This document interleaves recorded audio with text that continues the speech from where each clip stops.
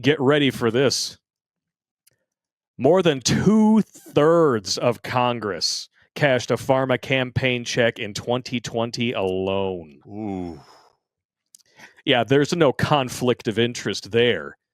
When you finally have, when you're replacing the Troon, health, the Department of Health Services person, whatever. I forget exactly what the position is called. Listen. Whatever, but man, oh man. Ugh. Well, first of all, we need to rein in this lobbying because you're buying off senators and congressmen. Yep. That needs to go. And I love how they all give lip service to that and do nothing about it. We should not have commercials for drugs on TV. We can thank the Clintons for that one. I mean, come on. Yep.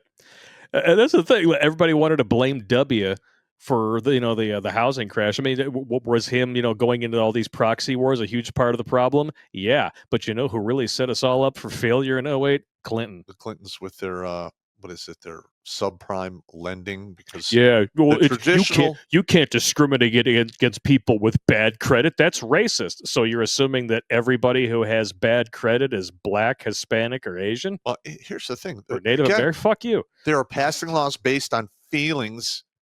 Reality deals with numbers.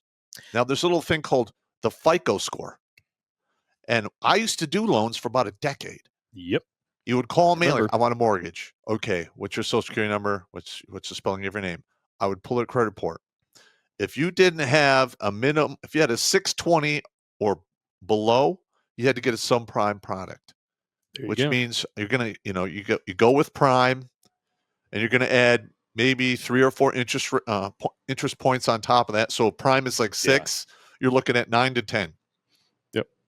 And when interest rates were good, you were talking about today's low interest rates being your high interest rates. Yeah. And listen, man, I can't tell you how many people are like, well, that's so goddamn expensive.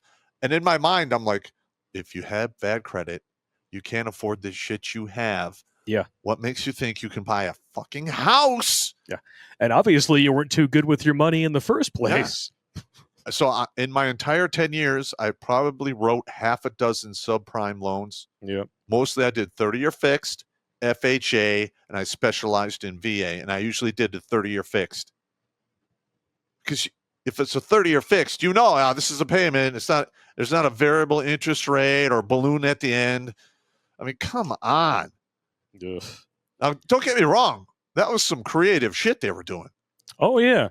And they were forced into that position, which is why when I hear the term predatory lending, I'm like, the only people who predatory lend are the government.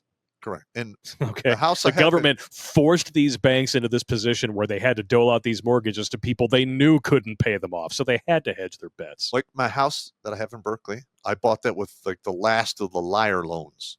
Liar? Yeah, because I always have good credit. I had like a 760 FICO score. Yeah.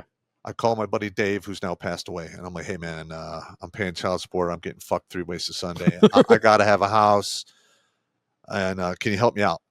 He's like, okay. So, he just he pulls my credit. He goes, okay, so I'm going to fill out income. Just tell me what you make. And I'm like, 320,000. 320,000 it is.